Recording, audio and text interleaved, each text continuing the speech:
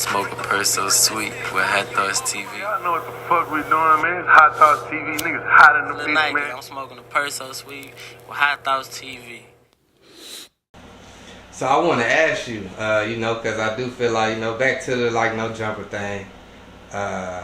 It's always been a narrative. Adam 22, racist, he this, he that, he hate black people, he worked for the feds. What's your thoughts after dealing with him on that occasion? No Jumper is other interview, a nigga who made it interviewing people. No Jumper is not that invested. If you paid attention to No Jumper, he had his phone underneath his thigh reading questions. Yeah, somebody else wrote for him. So No Jumper, like everybody said, did you see the title? I don't give a damn about that title, because instantly in the interview, you hear me denounce everything that title said. You feel what I'm saying? Adam got to do what he got to do to pull the people. People don't understand the business, bro. So, no. People acting like I'm going to go be Adam's best friend. No, I'm not.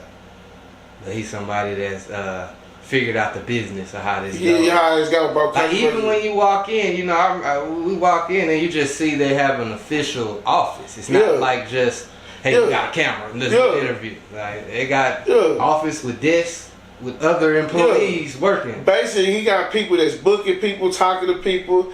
He got people that's edited. He got people that's running his IG. He got different workstations in his shit. He's a real, let's play it like this. No Jumper is an urban TMZ, bro. He an urban broadcasting company, bro.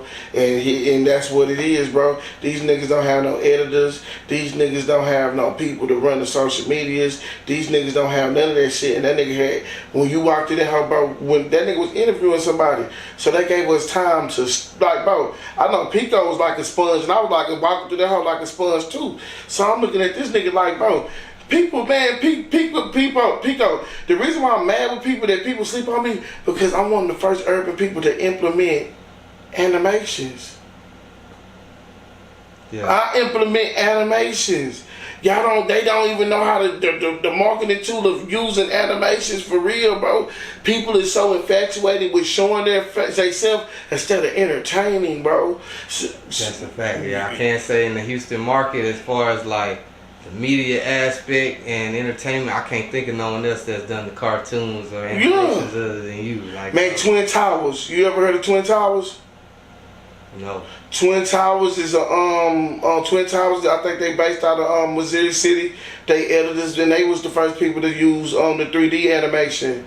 So that so Twin Towers was the ones who really inspired me to get into animations. Oh yeah, that's hard.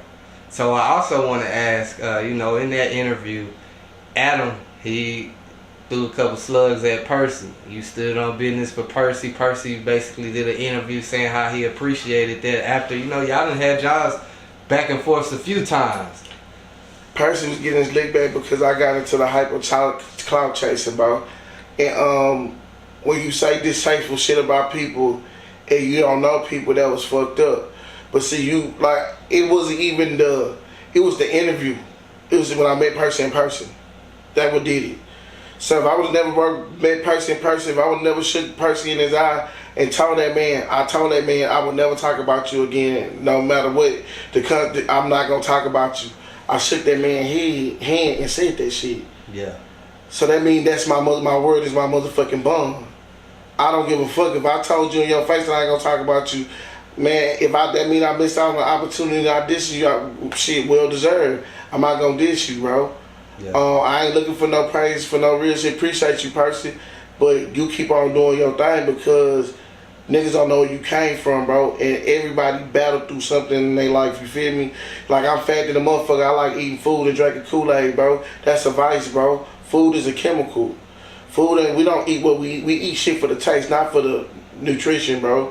So you know what I'm saying. So with that being said, I just had to feel like I had to stand on business because when I saw a person in the prison situation, one, he did not look how he looked. He was a swole wrecking ball, a short, swole wrecking ball that was ready for whatever. When that nigga sit there and told a nigga, hey, it's time to squabble, it's time to squabble. When you had it, but what fucked me up is these bitch ass niggas acting like they ain't on the internet. It's niggas that was locked up with me too that know that shit. See, one thing I'm not gonna disrespect Hockley, but I'm gonna say Hockley wrong in some nations because like you can't talk about what Percy did the time that he was there, bro. Can't no nigga, if you was there in the early 90s, understood. You was class of 95 at Ferguson, nigga. But you can't talk about what the class of 2000 did or whatever these niggas did. In his era when he was in Ferguson, even though it was safe prison, it was not safe prison. You still was fooled, bro. I don't want to hear that bitch ass shit, dog. So when I be hearing niggas talking about, yeah, you was in safe prison. It was not safe, bro. Yeah. It was not safe, bro. Yeah, it's hard to say it's safe, especially when, like, you know, granted, I ain't never been there, knock on wood, but when you see niggas like Tory Lane still getting poked up 14 times. I'm gonna tell you this, dog. Tory Lane counts that on himself. Tory Lane attitude.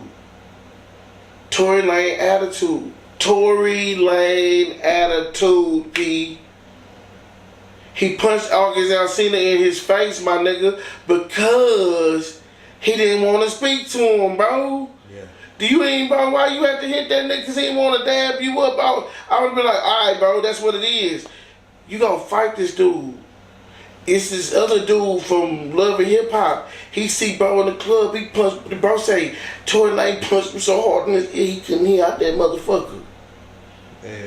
Tory Lane have a temper problem. Tory Lane was in jail being a gang member, bro. And then by being a gang member, bro, that nigga say Tory was there. He said he had fear that Tory was gonna put a hit on him, bro. Tory's in that hoe acting tough, bro. Tory taking pictures like this, bro. You can't find me taking a picture with a group of niggas in prison, bro. I did not like niggas like that. So you didn't catch me talking to nigga, bro. I socialized with a nigga. I'm not trying to be funny. You was with me for 24 hours. You realize I don't talk as much. Yeah, nigga was chilling. That's what I'm like. But he realized that I don't talk as much, bro. Dude, we was both doing a lot of looking around trying to see what the fuck going on. You hear me? So like, nah, stop playing with Percy, bro. If we talking about like back in the day, we in Texas prison when a nigga was a part of that shit, Percy was official. And Percy is official. What you think about they had the other topic with Percy going viral that we spoke on a little bit yesterday, but he did. I want to say Real Tune went and did a hood vlog in California about some Crip politics, and then did an interview with Percy asking him some questions involving those politics, and I guess it sparked a big feud because I think Percy said something along the lines of his Crippin' came from Louisiana, Tookie from Louisiana, or something of the sort. Man, when a nigga get on the drawing board, bro, when a nigga is like creating an audible, that nigga Percy had to come up with an audible to make sure that he could hit back. You feel me? So sometimes Percy didn't have enough time to prepare his speech. You know what I'm saying? And one thing about this situation, a lot of these people are going to get mad, right? What I'm about to say. Why is we praising Tookie Williams? Why is we praising Tookie Williams? Tookie Williams died because he took the life of four innocent people. Tookie Williams was a drug addict at the age of 15 years old. Tookie Williams never, ever accomplished nothing that was positive. When Tookie Williams was leaving juvenile prison, he told one of the guards that he was going to become one of the biggest gang leaders in the world. When Tookie Williams realized at the end of the day that his life was over, and he thought of changing, you can't change what you did. You put yourself on the trajectory to death when you start doing what you was doing. So the fabrication of that they was there to protect the neighborhood, nah. Tookie Williams was one of the first oppressors and extorters of the black community. So why is so? You know, when you really start representing the shit that you start to understand the shit that you represent. A lot of people represent some shit that they say, how can you say you hate pedophiles and you're a gang member? I'm gonna just leave that at that.